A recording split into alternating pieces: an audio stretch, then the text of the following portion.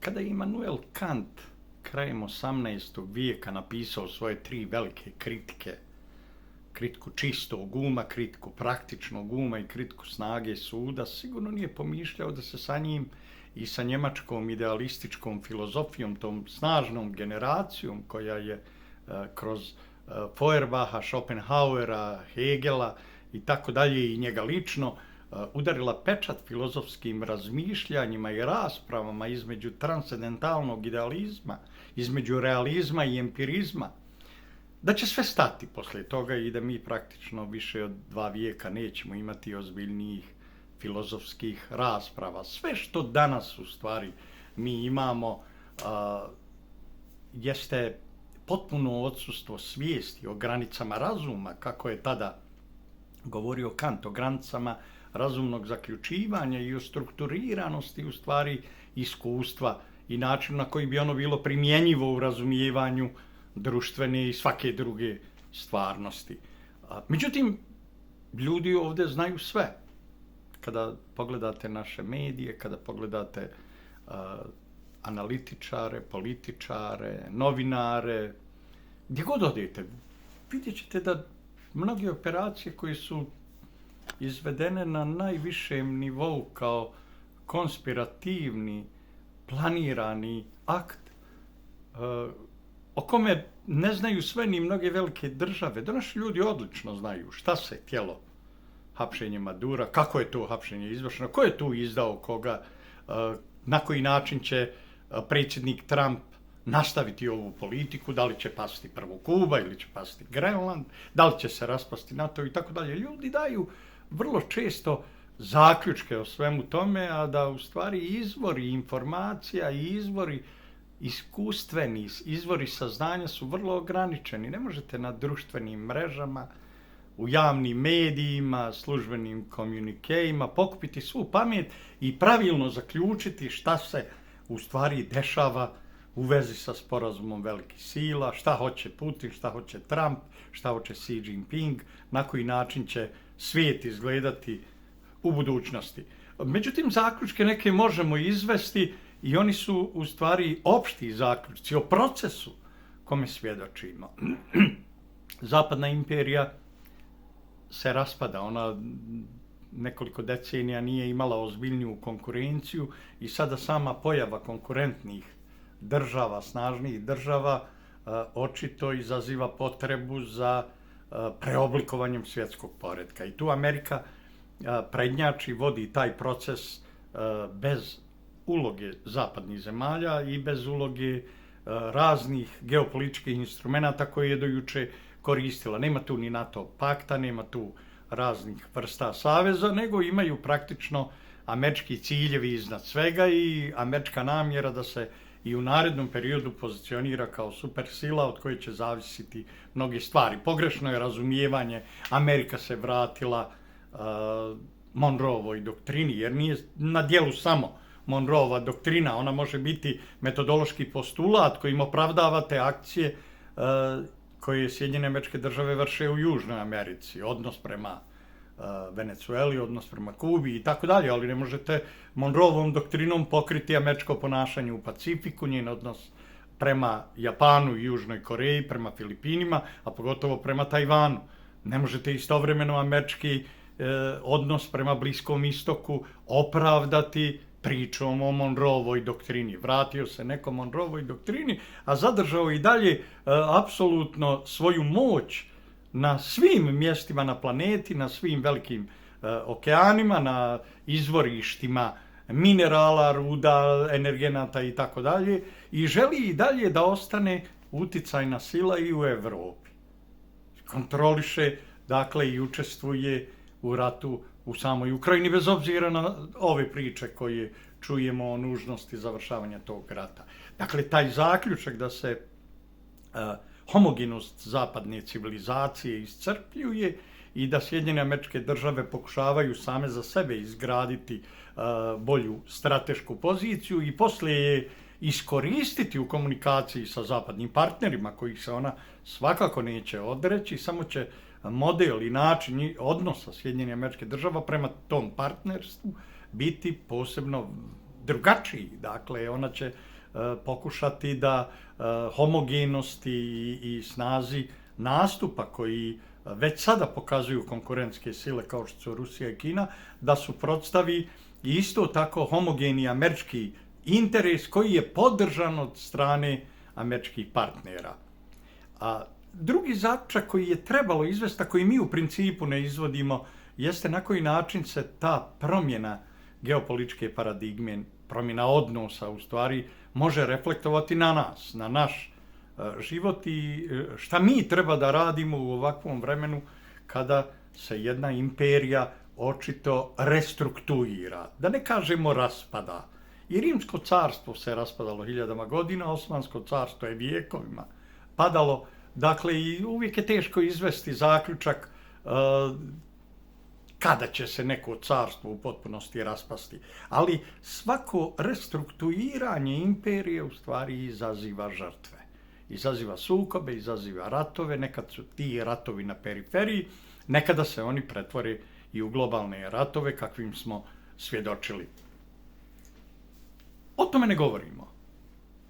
O svojoj poziciji u ovakvim burnim vremenima, o načinu na koji da ćemo izaći iz nje, na koji način treba da se ponašamo, šta je to što treba da uradimo, vrlo je malo riječi. Zato ponekad kada i na ovom kanalu vidim preporuke da progovorim koju u korist naroda kome pripada, u korist vjeri kojoj pripada. Dakle, da govorim o tome, naravno da su to zahtjevi koji nemaju osnova. Pa svi govore o tome. Svi Bošnjaci, svi muslimani govore samo te službene, oficijelne narative. Kogod je pokušao na bilo koji način mijenjati taj narativ, dakle, bio je kažnjen, bio je progonjen. Dakle, i upravo to jeste razlog zašto govoriti o događajima oko nas, zašto govoriti o režimu koji upravlja Bosnom i Hercegovinom i Sarajeva, stvarajući nekakvu većinu koja praktično izaziva sukobe gdje god krene i koja razara osnovne postulate na kojima stoji zajednička država Bosna i Hercegovina. Govorim o strankama trojke, govorim o ljudima koji su, evo, kroz svoju politiku i kroz kantonalno pravosuđe u Sarajevu podigli i novu optužnicu protiv Amira Pašća Faći. Nova optužnica podrazumijeva da je on činio psihičku torturu nad federalnim ministrom policije i na jednim zamjenicom ministra u Savjetu ministara za izbjegla i raseljena lica, Duškom Jurišić, koja je usput i novinarka nekada bila, i još 3 novinarke. I da je ta psihička tortura bila toliko neizdrživa da je tužilaštvo zaključilo da je riječ o krivičnom dijelu za koje treba sankcionisati Amira Pašća Faću. Dakle, eto šta znači kada govorite i kada kritikujete te oficijalne narative i kada u ponašanju političkih moćnika i struktura vidite sve najlošije i govorite o tom najlošijem. Dakle, kada ne želite biti apologeta, to je osnovno. Ja ne želim biti apologeta. Ako cijela bošnjačka intelektualna, akademska, novinarska, politička javnost govori na jedan način, onda bi bilo pogrešno da Bošnjaci budu lišeni mogućnosti da pogledaju preko plota, da vide da realan život postoji, da je on drugačiji od onoga što im govore njihove vođe i da su oni predmet besomučne kampanje koju stranke trojke okupljene oko SDP-a, naše stranke i Naroda i pravde, Konakovića, sa svim osebujnim političkim biografijama i nastupima i praksom koju demonstriraju Ramo Isak ili Zukan Helez i slični ljudi, pa i Konaković sam, u stvari vuku i zemlju i narodu bezizlaz. Zašto govoriti o tome pozitivno? Kako je moguće uopšte tražiti pozitivne aspekte nekih političkih obrazaca u prošlosti kada smo došli na ovo mjesto i kada smo na ovom mjestu u stvari ne samo zbog nerazumijevanja vlastite stvarnosti, nego i nesposobnosti da vidimo šta se u stvari oko nas dešava i na koji način bi to moglo nas lupiti po glavi. Amir Pašić Faćo je govorio drugačije. On je ukazao na činjenicu da neki naši političari, neke političke stranke su nastale novcem narkokartela, kokainskog narkokartela, uticajnog vođe Edina Gačanina i njegovog kartela Tito i Dino. I Amir Pašić je imenovao i ljude i govorio o tome. Govorio je i o spidu i o vezama bezbjednosnih struktura pojedinih bezbjednjaka sa trgovinom narkoticima. Ukazivao je na likvidacije i ubistva koja se dešavaju u Sarajevu, govorio o visokoj korupciji i skrenuo pažnju na sve ono loše što se oko nas dešava, a što nije predmet tih oficijelnih narativa. I zbog toga je progonjen. Zbog toga su ga probali ubiti. Na njega je ispaljeno 15 metaka, 2 potencijalna ubice koji nisu uspjeli ga ubiti, organizovano, planirano su došli da izvrše krivično djelo ubistva. Ušli su na sporedni izlaz u hotelu Evropa, prošli su kroz službene prostorije, prošli kroz kuhinju i došli praktično pred sam sto za kojim je sjedio Amir Pašić Fać. To onda znači da je akcija bila planirana ispolja, da su u sali samoj bili neki ljudi koji su govorili gdje sjedi, na kom se mjestu nalazi, kako prići na najbolji način i da takve stvari ne mogu organizovati ljudi koji nemaju uticaj na određene bezbjednosne i državne strukture. Ranjavanja Amira Pašića i činjenica da su ova dvojica potencijalni ubica prosto amnestirani presudama od 3-4 godine, iako su povratnici u činjenju krivičnih djela. Jedan od njih je već počinio krivično djelo ubistva i ležao u zatvoru zbog toga. U stvari, jasno je pokazao kakvo je stanje države u kojoj živimo, odnosno kakvo je stanje društva u kome živimo. Naime, bilo bi pogrešno reći da postoji jedno društvo i da u okviru tog društva dešavaju se neki politički procesi. Postoje 3 međusobno odvojena društva koja se intenzivno sukobljavaju sve više i više i koji prate te međunarodne trendove opšteg raspada međunarodnog prava i restrukturiranja svijeta, preoblikovanja svjetskog poretka, pa se u stvari pojedine političke strukture bave upravo i akcijom preoblikovanja političkog poretka unutar Bosne i Hercegovine. Jer sve ovo što se radi, način na koji se čaršija u Sarajevu, dakle i te političke stranke u Sarajevu odnose prema Bošnjacima, vidljiv je kroz progon i Fatmira Ali Spahića u Tuzli, dakle koji je isto pokušao kritički govoriti o problemima sa kojima se suočavamo, izvlačio veoma važne zaključke, dakle i davao neke informacije koje su za Bošnjake jako značajne jer ih nisu mogli dobiti iz drugog izvora, kao i značaj samog Amira Pašića Faća. Jedan i drugi bili su podvrgnuti raznim vrstama progona. Studio Fatmira Al-Spahića je zaplijenjen od strane policije Tuzlanskog kantona, a Amir Pašić još uvijek se nalazi u pritvoru. I sada je kroz novu optužnicu tužilaštvo kantona Sarajevo sa obrazloženjem da je on vršio psihičku torturu nad ministrom bezbjednosti, odnosno ministrom unutrašnjih poslova Federacije Ramom Isakom i 4 novinarke, među kojima je jedna zamjenica ministra u savjetu ministara za izbjegla i raseljena lica, da je u stvari počinio krivično djelo. Znate, kada vam neko kaže da na svome kanalu, YouTube kanalu ili TikToku, vi u stvari vršite psihičku torturu nad bilo kim, postoji samo jedan uslov da biste to mogli. A to je da ta ličnost želi da prati vaš kanal. Da ima taj element mazohizma u sebi i da zato dođe da čuje kako je kritikujete, kako govorite o njoj i kako na određen način ukazujete na negativan političko i društveno ponašanje te osobe. I onda vi kažete ovo je za mene psihička tortura, iako zakon o zaštiti od klevete obavezuje političare da podnesu veći stepen kritike, pa čak i one neodmjerene i da moraju biti spremni na tako nešto.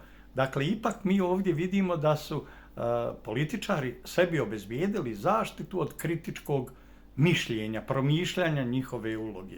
To nije promišljanje o tome kako je uhapšen Maduro.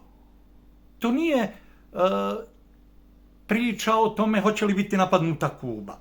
Ne, Amir Pašić Faćo koji živi u Sarajevu, koji je dvostruki heroj među Bošnjacima, dakle koji je bio spreman da u ratu učestvuje u ratu sa svojim narodom i koji je učestvovao na častan način. Dakle, to je drugo herojstvo. Jedno je herojstvo da budete spremni ući u rovove potpuno neobučeni, neodjeveni, nedovoljno dobro naoružani, a drugo je herojstvo da pritome kao dio nekakve većine ne maltretirate druge, ne činite zločine i budete primjer ponašanja. Upravo politika Amira Pašića Faće je bila politika koja negira paradigmu ova tri društva, postojanja tri međusobno sukobljena društva. On se obraćao svim ugroženim licima, svim boračkim populacijama koje su iznevjerene. On je govorio o problemima sa kojima se suočava čovjek koji može imati informaciju šta se dešava oko njega, ali teško može mijenjati stvarnost i zbog toga je upoznavao javnost. Zamislite kada kritiku koja je na najvišem nivou data vi svedete na priču o psovkama i psihičkoj torturi.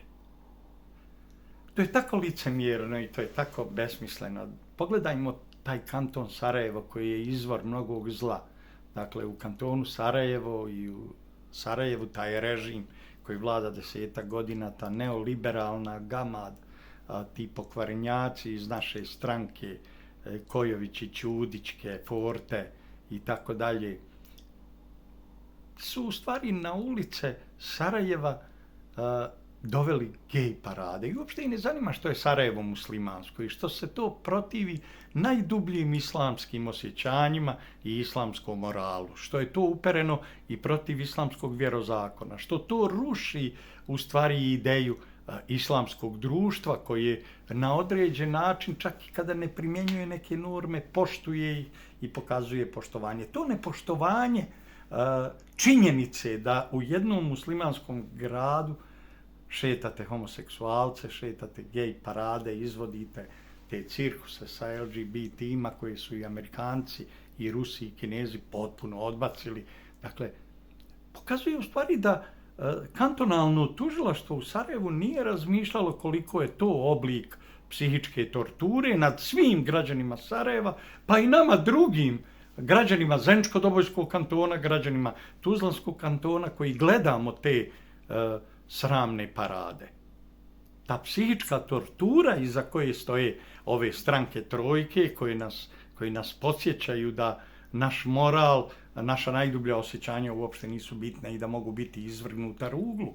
Daleko su teža psihička tortura od eventualnih psovki koje je Amir Pašić upućivao nedostojnim ljudima, nekredibilnim ljudima, bezobraznim ljudima, ljudima koji se ne libe da sarađuju sa narkokartelima i koji u istorijskom i političkom smislu rade najgoru stvar kojoj svjedočimo dakle ovih dana i ja zato ne mogu podržavati kogod očekuje da ću ja govoriti šta je sada pozitivno. Pa sve ste mogli već vidjeti dakle u izjavama tih političara koji se identifikovali sa ovim politikama, sa ovim narativima, sa ovim i mi smo opet u blatu. Dakle, oni koji hvale te politike, koji hvale početak istorijskog puta i čitav ovaj proces i koji to razumiju kao nužnost, dakle, doveli su nas na ovo mjesto koje nije dobro i zato je vrijeme u stvari da pokažemo i drugi ugao. Amir Pašić Faćo je platio cijenu otkrivanja tog drugog ugla, tom izmišljenom pričom o psihičkoj torturi, tim sramnim hajkama koje se poduzimaju. I tako je bilo i u komunizmu. Dakle, na izdahu komunizma, na njegovom raspadu, kada su najlošiji kadrovi povezani sa zapadnim službama, sa britanskim i njemačkim, ušli u Centralni komitet Saveza komunista Bosne i Hercegovine, kada su napravili haos, počeli razbijati velika preduzeća, razbijati međusobne odnose, hapsiti ljude među sobom, razarati politički sistem. Dakle, i tada smo mogli svjedočiti tom mentalitetu koji je službom državne bezbjednosti koristio se kao mehanizmom širenja straha i mehanizmom i izvorom provjere snage suda, dakle i značaja sudskih postupaka koji će se voditi, velike hajke, kada vas jednom strpaju u pritvor, dakle, tada taj mentalitet, taj režim u stvari pokušava vas vječno zadržati na tom mjestu. Dakle, ja se ne slažem sa stavom Envera Kazaza koji kaže da je SDA najlošije rješenje. Upravo ovakvo smeće političko može počistiti samo SDA. To ne znači da je SDA savršena, niti SDA misli o meni dobro, niti ja u istorijskom i političkom smislu govorim nešto drugačije od onoga što sam govorio. SDA je pokrenula ovaj put sa svojim partnerima, SDS-om i HDZ-om. Dakle, SDP je bio u svemu tome desna ruka te vrste politike, ona rigidna, kruta, staljinistička, gestapovska ruka. Dakle, i upravo saradnja je stvorila ovakav politički sistem u kome kada dođu takve stranke iz tog navodno komunističkog miljeja, onda tek vidimo šta u stvari za nas, za slobodu javne riječi, znači njihovo prisustvo. SDA nije ganjala na ovaj način slobodnu misao. Nijedan kadar blizak stranci Demokratske akcije nije učestvovao kao svjedok pred tužilaštvom da je nad njim zbog stavova bilo kog Bošnjaka vršena psihička tortura. Da, mene su tužakali neki kadrovi iz stranke Demokratske akcije. Dakle, ljudi poput Šemsudina Mehmedovića, Alije Kulenovića, dakle, neki ljudi su podnosili prijave poput savjetnika, ministra Adnana Dlakića i tako dalje. Bilo je i drugih tužbi. Ja nikada nisam osuđen i izgubio bitku na sudu zbog onoga što sam govorio o tim ljudima i njihovim politikama. To nije bilo teško, ali to je bio period u kome praktično stranka Demokratske akcije nije na ovaj način kontrolisala pravosuđe niti činila ovakve stvari. Dakle, da jednom nesmiljenom hajkom na ratnog heroja koga su pokušali ubiti, u stvari vi pokazujete snagu političkog režima i u tom smislu angažujete ministra bezbjednosti, zamjenicu ministra za izbjegla i raseljena lica i još 3 novinarke. Istovremeno ti novinari, ti kvazi novinari, taj novinarski jad, nikada ne piše o tome kroz šta prolazi njihov kolega Fatmir Al-Spahić u Tuzli, nikada ne piše o zločinima Ševa, o tome šta se sve radilo. Zanimljivo je prisustvo pojedinih ljudi u cijeloj ovoj priči oko Amira Pašića Faće, dakle načina na koji Duška Jurišić, prijatelj bivšeg Reis Uleme, barem se ona hvalila tim prijateljstvom u društvu Reis Uleme i Mustafa Efendije Cerča, koji, hvala Bogu, više nije Reis Ulema i da Bogdom nikada nije bio. To je najlošiji Reis Ulema u istoriji islamske zajednice Bosne i Hercegovine. To je tragedija. Dakle, taj čovjek na poziciju Reis Uleme došao u jednom dramatičnom vremenu, u jednom kriznom vremenu. Njegov put je bio popločan teškim blatom i krvlju. Dakle, a nije nam odgovorio na pitanje šta je radio i zašto je organizovao konferenciju muslimanske braće, koju je nazvao Međunarodna konferencija u Zagrebu u septembru 1992. na kojoj su prisustvovala sva muslimanska braća. Nije nam objasnio zašto je sekretar te konferencije, koju je on bio predsjednik, bio Fatih El Hasanein, Sudanac, jedan sudanski lopov i kriminalac, bandit koji je formirao TVRA, agenciju preko koje je krao bošnjačku sadaku, sirotinju koja je upućivana na ova područja,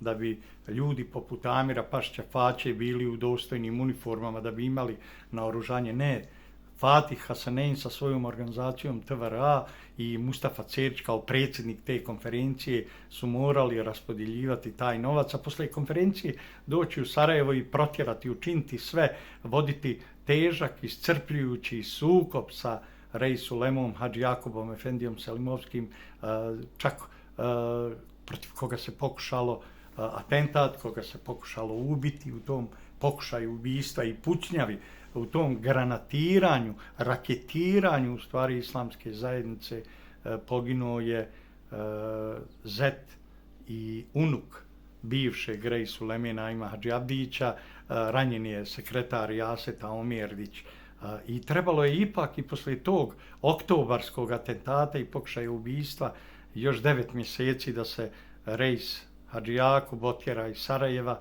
avionom Umprofora da odleti sa Sarajevskog aerodroma nakon što su propalice iz tog Sarajevskog suda, izvjesna Sadovićka sudinca, donijela odluku da Islamska zajednica Jugoslavije više ne postoji i da prihvataju potpise 20 ljudi okupljenih oko Mustafe Cerća koji su sebe proglasili Islamskom zajednicom Bosne i Hercegovine. Nikada nam nisu dali odgovore kako je raspoređen taj novac koji su našli u kasi, tih milioni franaka, dolara o kojima je govorio Hadži Jakub, koji su bili imovina cijele Jugoslovenske islamske zajednice i svih muslimana bivše Jugoslavije. Nije nam objašnjeno kako je neko mogao pokušati ubiti Rejs Ulemu, a da o tome javnost ne govori. Nije nam objašnjeno na koji način su kroz ovu islamsku konferenciju, međunarodnu konferenciju u Zagrebu, okupljeni svi lideri muslimanske braće od Ćuršida Suhejbanija, Fatiha Kamela i neki drugi ljudi, dakle, koji su tamo sjedili, i na koji način se govorilo o prikupljanju novca iz Saudijske Arabije. Austrijska savezna uprava za zaštitu ustavnog poretka je, analizirajući rad agencije TVRA, zaplijenila mnoge dokumente, uhapsila rođenog brata Fatiha El Hasaneina, Sukarno Hasanein je proveo neko vrijeme u pritvoru. Savezna uprava za zaštitu ustavnog poretka je podigla i otvorila istražne postupke, krivične postupke protiv Šaje, Šahimpašića, protiv nekih ljudi, pa među njima i Fatiha El Hasaneina i Hasana Čengića i mnogi drugi lica koji su direktno učestvovali u pljački sredstava. Ta sredstva prikupljena preko agencije TVRA, dakle, u izvještaju, jednom važnom izvještaju sa ove konferencije o kojoj govorimo. To je konferencija koja je u stvari konsolidovala islamiste, koja je pripremila udare na islamsku zajednicu Jugoslavije, uklanjanje Rejs Ulemije. To je konferencija koja je pripremila pljačku, koja će biti u stvari jedina djelatnost koja će se u narednom periodu vršiti. Kada pogledamo zapisnik koji sam ja objavio, zapisnik sa ove konferencije koju je potpisao Mustafa Cerć, a potpisao je i Fatih El Hasanein kao njegov sekretar. Kada pogledamo zapisnik sa te sjednice, napisan na 4 strane, objavljen, dakle, prvi put u knjizi Doba islamizma i terora, tek izašloj knjizi, vidjet ćemo da se tamo govori o $400 miliona koje Saudijska Arabija je dala. Dakle, taj izvještaj Mustafa Cerć piše Ali Izetbegoviću o radu te konferencije, o tome šta su napravili. Kada pogledamo imena prisutnih sa te konferencije, vidjet ćete svu terorističku elitu na jednom mjestu i shvatit ćete zašto je nova američka administracija prije 2-3 dana nekoliko ogranaka muslimanske braće sankcionisala u nekim arapskim zemljama, zašto ih je proglasila organizacijom i strukturom povezani sa terorizmom, bez obzira što nova američka administracija ima dobre odnose i sa Katarom i sa Turskom.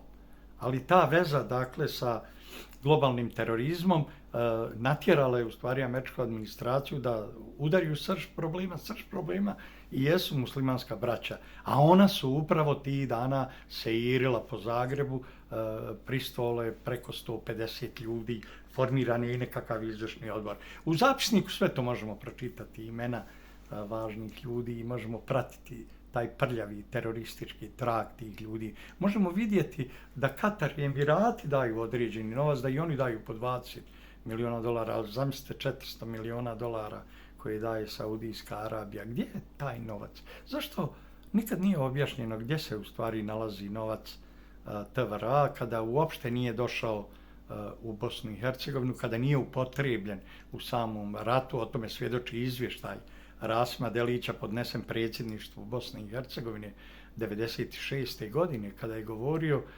o kupovini oružja koji je iz ovih fondova došlo u visini od neka 3,5 miliona njemačkih maraka. Dakle, kad pogledate tu činjenicu, a vidite saudijski 400 miliona ili vidite novac koji je prelazio preko Erste banke u Beču i zašto je austrijska Uprava za zaštitu ustavnog poretka, kao njihova državna bezbjednost, u stvari morala reagovati, to je jasno. Čak na ovom zapisniku do koga sam došao koristeći upravo svoje veze u Beču i u samoj Austriji, možete vidjeti i broj protokola na njemačkom jeziku napisan, dakle, koji je Austrijanac Savezne uprave napisao, možete vidjeti napisan rukom, dakle, način na koji je taj dokument zaveden i protokolisan. Dokument svjedoči upravo o tom vremenu i veoma je važno podsjetiti se tih pljačkaških akcija koje je poduzimao ovaj politički mentalitet. Ali mi ne govorimo o tome. Mi govorimo o ideji koju je Mustafa Cerić iznio ovih dana da se formira Bosanska pravoslavna crkva. Zamislite, ako ste musliman, kako vam djeluje kada neki vaš bivši reis ulema zalaže se ili učestvuje u inicijativama za formiranje neke crkve, bilo koje crkve, pravoslavne crkve? Da, rušenje Srpske pravoslavne crkve je stari, u stvari, model. To je nešto što smo vidjeli u raznim vremenima. Vidjeli smo to u nezavisnoj državi Hrvatskoj. Vidjeli smo način na koji ovih godina se u Hrvatskom saboru kroz govore ljudi iz takozvanog domovinskog pokreta zalaže da se formira Hrvatska pravoslavna crkva, da se Srpskoj pravoslavnoj crkvi zabrani rad u Hrvatskoj.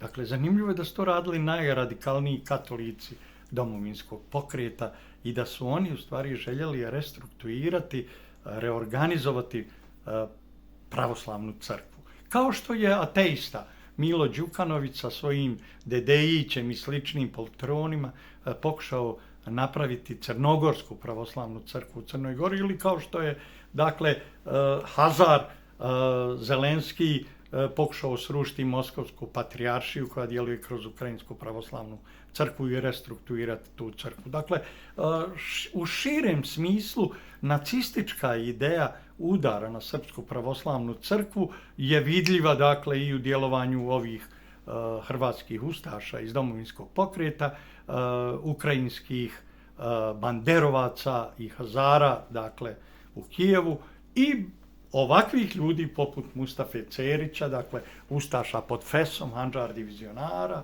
dakle, koji isto tako žele da upravljaju ovim procesima. Iracionalno je, u stvari, ne reći svoj stav o tome može li Mustafa Cerić, bivši reis ulema, formirati neku crkvu. Iracionalno je da živite u društvu, dakle, u kome poduzima neki muslimani traže reorganizaciju druge religijske zajednice. Iracionalno je da o tome ne govore Srbi pravoslavci, nego u stvari govore muslimani. Ili govore tamo Hrvati u Hrvatskoj, ili Crnogorci, ateisti u Crnoj Gori, ili Banderovci, Hazari u Kijevu. Pa to je iracionalno. Naravno, ono što je, čini mi se, važnije od te iracionalnosti, od tog ludila, od tog fanatizma i odnosa prema nacističkoj ideologiji uništenja Srpske pravoslavne crkve. Ono što je važnije jeste da to ne može bez posljedica. To ne može bez recipročnog odgovora. A recipročan odgovor je onda da se formiraju islamske zajednice Republike Srpske ili da se formira neka posebna katolička crkva u okviru Srbije koja ne bi imala veze sa Vatikanom, kojoj bi papa sjedio u Beogradu. Pa zamislite izvođenje takvih finesa i takva poigravanja sa vjernicima. Zamislite takve postupke koje je u stvari Mustafa Cerić najavio ovim i koliko teških, mučnih rasprava u stvari možemo voditi na tu temu. Samo da ne bismo mi pričali šta je on radio sa muslimanskom braćom u Zagrebu, dakle gdje su one pare koje su pokupljene iz kase bivše islamske zajednice Jugoslavije, gdje je novac agencije TVRA, pa kako su i nestale plate tim vojnicima, među kojima je bio i Amir Pašćifačo, pa i ja. Dakle, gdje su u stvari te naše plate, tih preko 20 milijardi dolara podijeljenih u nekakvim papirnim knjižicama koji su potisli, otkupljivane za nekih 1,5 do 2,5% nominalne vrijednosti. Ko ih je kupio? Kako ih je upotrijebio? Gdje se nalazi taj novac? Zašto nijedan vojnik armije Bosne i Hercegovine nije riješio svoj egzistencijalni problem, nego su ga rješavali tako što su slali djecu po inostranstvo da napuštaju ovu zemlju. Dakle, ali istovremeno ostali dovoljno zaglubljeni da aplaudiraju ovim ideologijama i da me pitaju pa što ne hvalite nekad, što nekad ne kritikujete ove. Kako da kritikujem nešto što u stvari vidim jasno, osjećam jasno, dakle na koji način, iz kog izvora dakle dolazi svo naše ponašanje i da je ono u stvari problem za mene. Problem ovog društva, jednog od 3 u Bosni i Hercegovini je u stvari što je to društvo siromašno, što je to društvo zadojeno mržnjom, što to društvo ide uvijek u istom pravcu. Dakle, isti je tog njegovog političkog kretanja, isti je način promišljanja svih ovih događaja i prosto nema snage da iskorači dakle, na drugo mjesto, da vidi da oko nas postoji svijet, da postoji ljudi, da postoji drugačiji realan život, ali da on može na određen način još više nanijeti nam štete. Da u stvari naša pozicija može biti gora od ove u kojoj se sada nalazimo. Ako slušamo ljude poput Mustafe Cerića. Pogledajte te ljude koji su ovih dana oglašavali.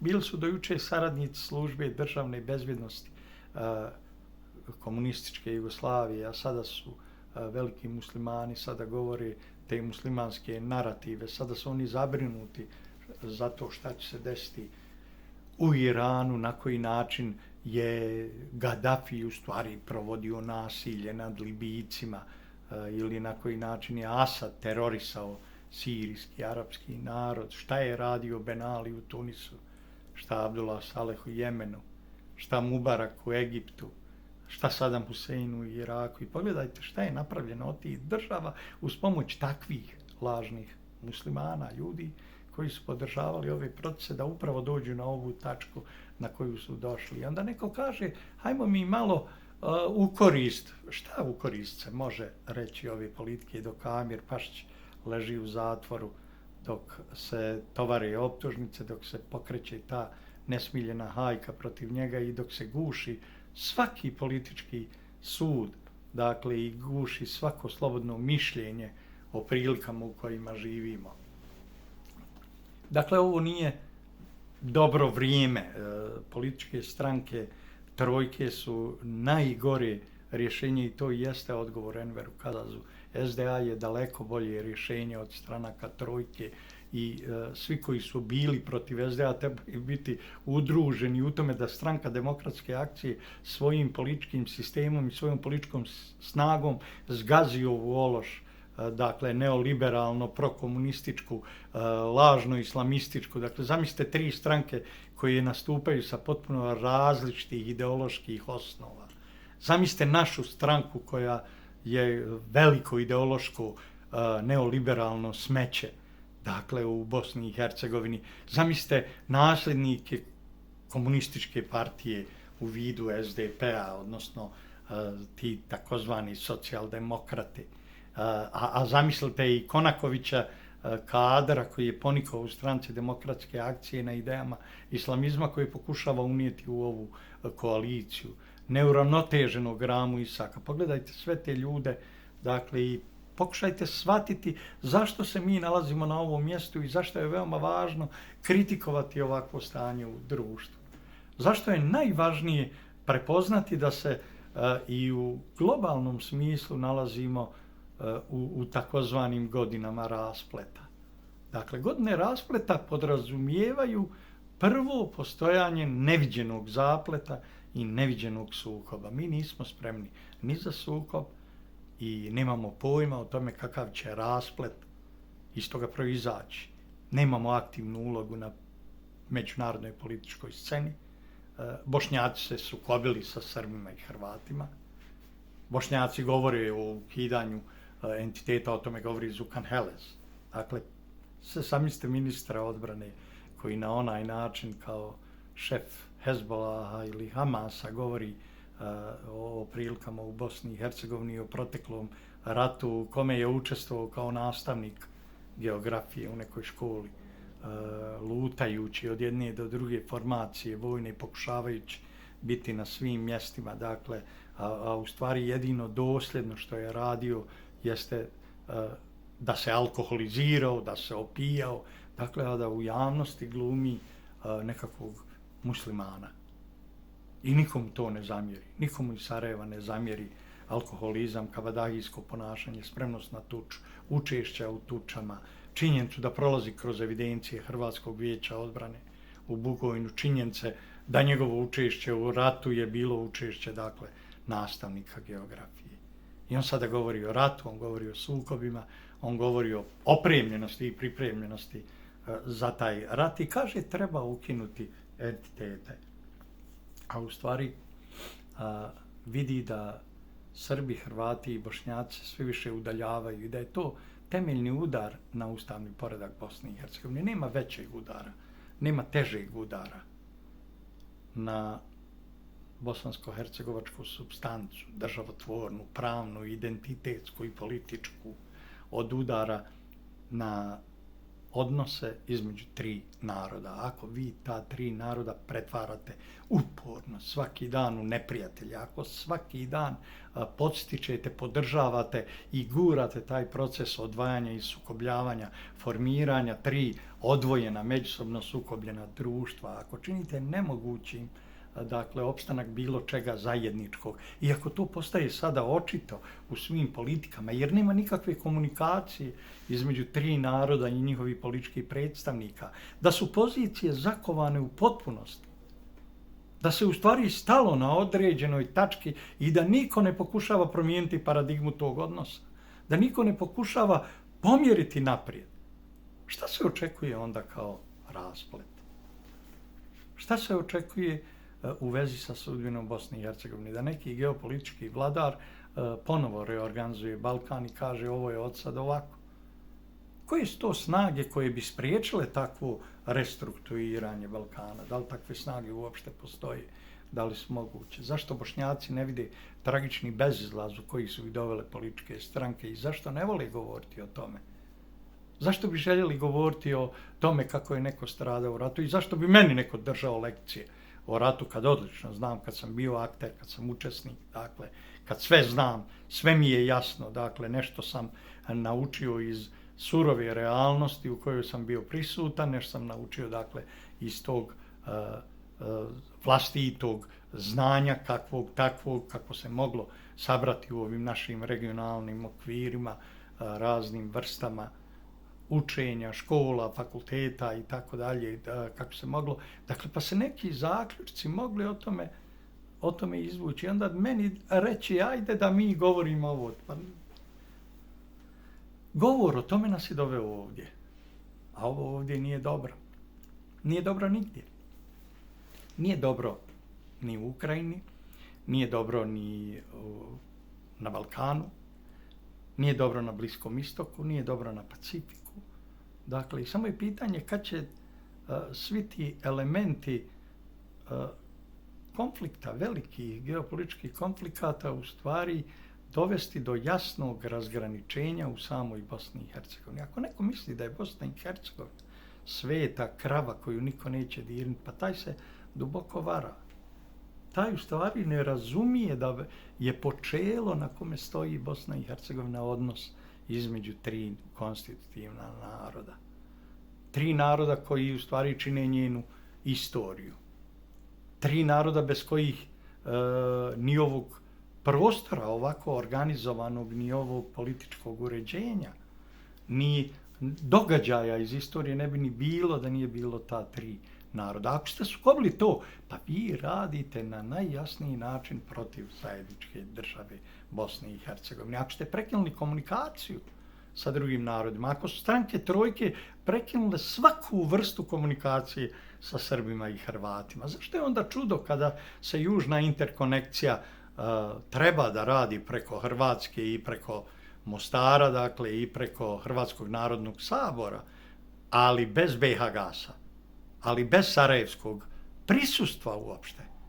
Pa zar neko stvarno misli da možete birati Željke Komšića, Slavene Kovačevića u predsjedništvu i onda očekivati da na hrvatskom području vi učestvujete u projektima zvani Južna interkonekcija ili nekakvi projekti iz drugih izvora snabdijevanja gasom za Bosnu i Hercegovinu, iz drugih izvora i sa drugih strana.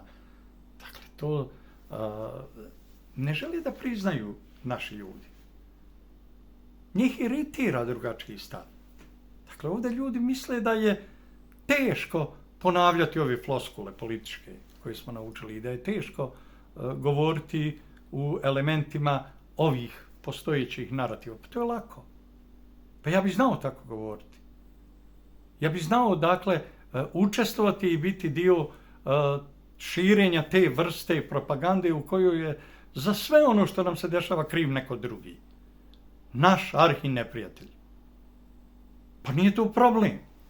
Ne morate biti posebno inteligentan da u stvari ponavljate te mantre ideološke koji dolaze iz Sarajeva ili sa takvih mjesta. Ali zašto bi to neko radio? Zašto bi neko ko sebe smatra pametnim i moralnim radio takvu glupost? Zašto bi ugađao toj primitivnoj svjetini? Zašto bi ugađao time, sad ću ja malo vama govoriti o tome kako ste vi bili dobri. Niste bili dobri, nismo bili dobri, zato smo u ovoj poziciji u kojoj se nalazimo, zato je naša država u najtežoj poziciji u kojoj se nalazi i zato smo dakle, prisiljeni u stvari tražiti rješenje koje bi obrisalo kao gumicom sve ovo negativno što su posijali ovi bandoglavci, ovi tvrdokorni šovinisti iz stranaka trojke. Ova bagra koja hapsi ljude, koja progoni, koja čini sve da naš život učini još težim, a i onako je težak. Dakle, država mora brinuti o svome narodu kao što narod mora brinuti o svojoj državi. Kad je riječ o ovoj državi, imamo 3 naroda. Oni su nepovratno posvađani kao 3 različite civilizacije, pa se onda ono Huntingtonovo proročanstvo iz sukoba civilizacija i preoblikovanje svjetskog poretka, koje ono o Bosni i Hercegovini govori na 100-tinjak mjesta.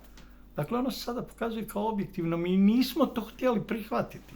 Pa zar nismo govorili da su bosanski muslimani dio evropske civilizacije, da je ta klasifikacija koju Huntington radi neopravdana, da nema tu sukoba civilizacija zbog neuređene granice između njih.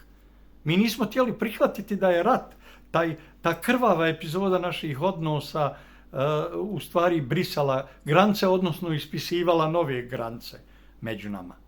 A sada u miru se ispisuju ponovo, utvrđuju pojedine granice između 3 naroda, između 3 društva. Znate, kad kažete društvo, društveni odnosi, djeluje bezazleno kada kažete da u ovoj zemlji postoje 3 međusobno odvojena društva.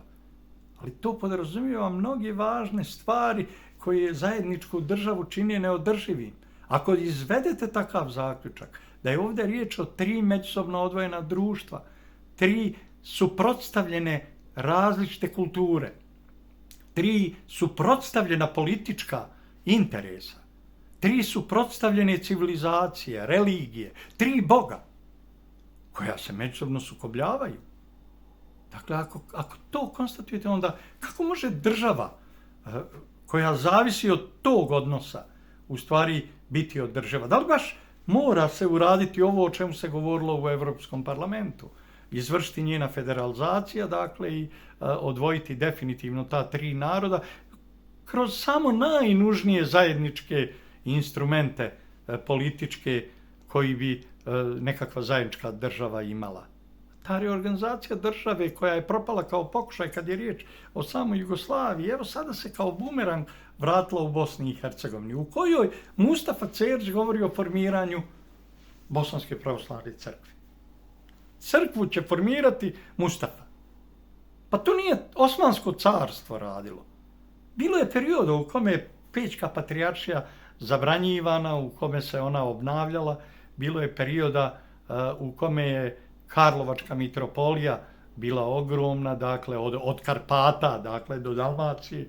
Bilo je perioda u kome Srpska pravoslavna crkva je bila odvojena i u Bosni i Hercegovini ili se oslanjala na grčke pravoslavne službenike. Dakle, Ali sve je to pitanje bilo riješeno zajedničkom državom. U zajedničkoj državi Kraljevini Srba, Hrvata i Slovenaca posle Jugoslaviji jasno se srpski narod reorganizovao sam i sam potvrdio da je pitanje pravoslavlja, svetosavlja, u stvari pitanje jedno od temeljnih pitanja nacionalnog identiteta i da tako treba da bude uređena crkva. Ako udarate na to, udarate na pravo tog naroda da u stvari definiše i svoje šire nacionalne i vjerske interese. Vi ćete praviti crkve, pravit će musliman crkve. Dakle, pa to nije radio ni sultan Mehmed Fatih. Dakle, ako pogledamo Ahnamu, ako pogledamo poznatu Ahnamu Mehmeda Fatiha, datu katoličkim vjernicima, ali to se odnosilo i na sve hrišćane u tadašnjoj okupiranoj Bosni, Bosanskom kraljevstvu.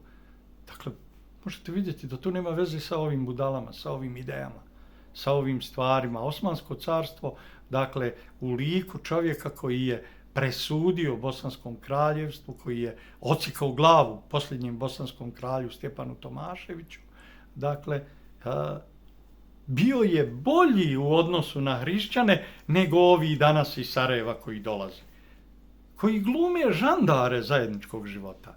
Šta su oni? Udbaši zajedničkog života. Zajednički život, ali po ovim pravilima. Nemate svoju srpsku pravoslavnu crkvu, bit će bosanska.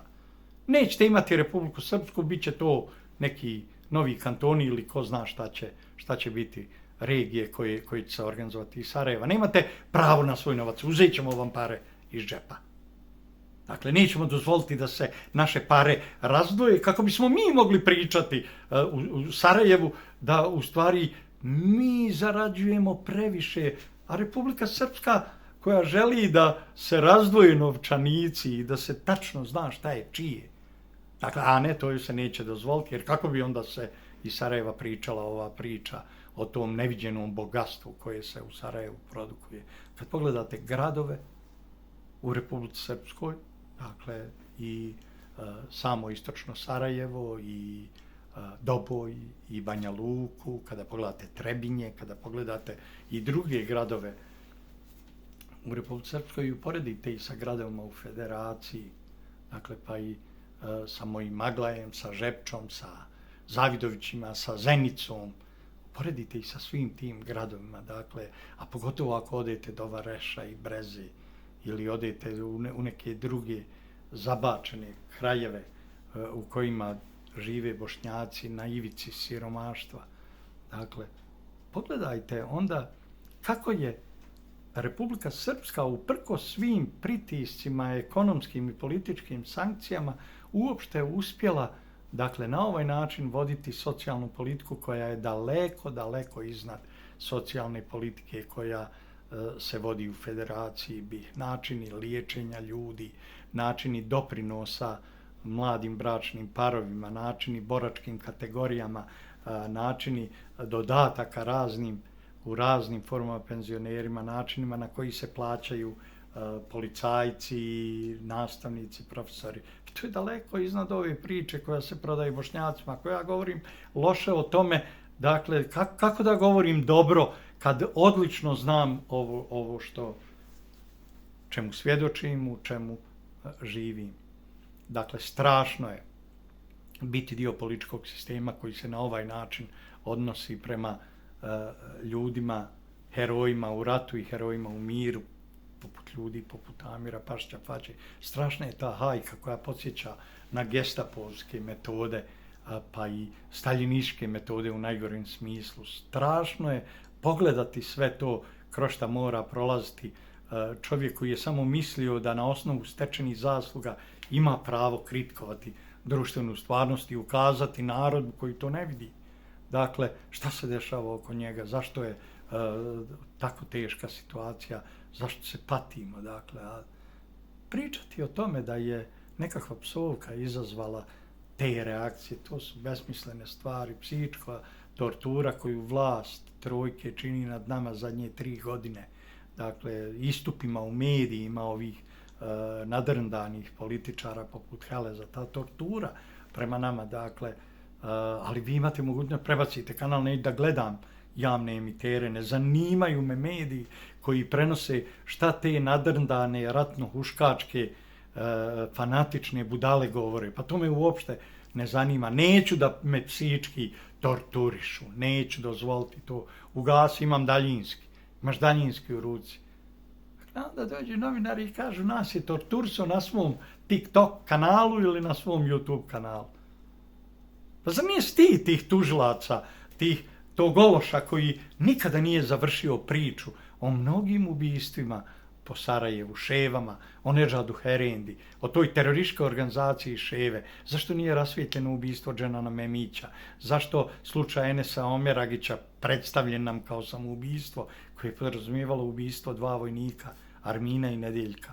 Zašto je zaključeno, dakle, na taj način? Zašto su mnogi događaji u Sarajevu gurnuti po tepih, poput ubistva Joze Leutara? Što to ne istražuje kantonalno tužilaštvo Sarajeva? Na koji način je zataškavalo trgovinu narkoticima i drogama? Na koji način u stvari se sukobljavaju interesi heroinskih kartela i velikih šiptarskih porodica sa kokainskim kartelom i ekipom okupljenom oko Tita i Dine? Na koji način pojedine grupe učestvuju u distribuciji amfetamina i spida? Zašto to nije predmet progona? Zašto to nije predmet krivičnih istraga tog kantonalnog tužilaštva? Ako govorite o psihičkoj torturi, nema veće psihičke torture od gej populacije koja šeta jedinom metropolom, dakle, muslimanskom u Evropi. Koju poruku šalje muslimanskim vjernicima kad prolazi pored velikih džamija? Kad te kolone prolaze pored Begove ili Ali Pašine ili ko zna koje džamije. Koja je poruka vjernicima u Sarajevu koji gledaju te roze muškarce na štiklama? Dakle, koja je poruka od te Čudićke, Kojovića i te njihove naše stranke, tog neoliberalnog otpada koji siluje naš ponižava naša najdublja vjerska osjećanja. To nije psihička tortura, ne, time se ne bavi kantonalno tužilaštvo, dakle, Sarajevo. U stvari, optužnica protiv Amira Pašića Faće je optužnica protiv cijelog naroda u Bosni i Hercegovini koji teško živi, protiv cijelog bošnjačkog naroda koji je naučio živjeti u nedemokratiji i koji očekuje barem da mu se lijepo govori. Pa ja nisam taj koji će vam lijepo govoriti, jer je sve ovo što nas je dovelo u ovu poziciju u stvari otkrilo nam da ima samo nekoliko važnih ljudi koji su spremni suprotstaviti se, koji su spremni boriti se, koji su spremni platiti cijenu svojoj borbi. A oko nas muk, tišina. Amir Pašić 3 mjeseca u zatvoru, u istražnom pritvoru, dakle, provodi, bosansko-hercegovačka javnost šuti. Prijatelji Amira Pašića Faće nemaju priliku da izađu u javne medije da progovore o tome. Novinari, kukavice koji pričaju o psihičkoj torturi, dakle, pojavljuju se kao nekakvo kolegijalno smeće koje međusobno sarađuje, pa neće da vrijeđaju, dakle, svoje kolege i kolegice koji se osjećaju ugroženim. O tome ne govore čak ni oni koji se povremeno suprotstavljaju vlasti trojke, koji stoji na poziciji Stranke demokratske akcije. Ni oni ne govore o sudbini Amira Pašića, ne vidjevši da je sudbina Amira Pašića Faće u stvari sudbina poniženog bošnjačkog naroda, siromašnog bošnjačkog naroda, ugroženog bošnjačkog naroda kome se ne dozvoljava ni da promišlja svoju stvarnost.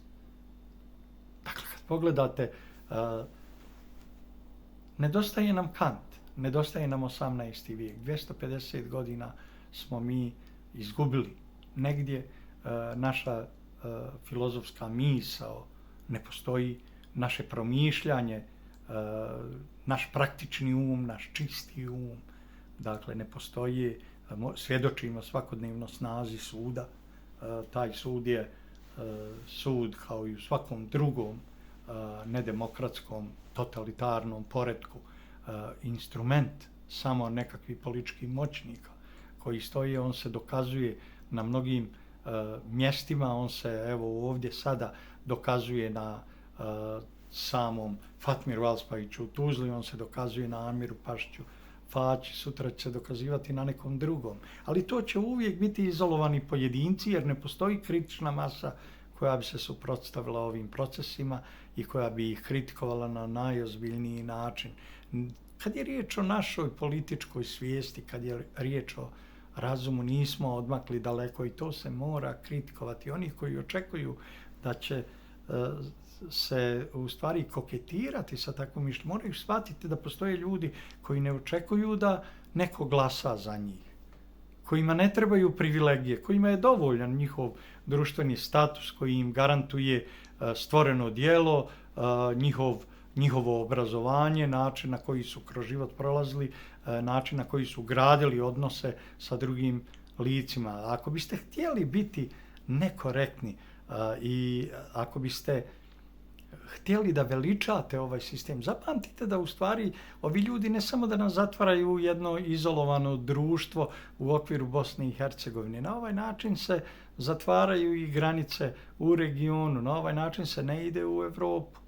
Na ovaj način postajete jedna izolovana zajednica, postajete Palestinci koji će se podijeliti na Hamas i Fatah i biti predmet ozbiljnih bezbjednosnih opservacija koje će dolaziti sa mjesta na kojima se osjećaju ugroženi zbog takve konstelacije.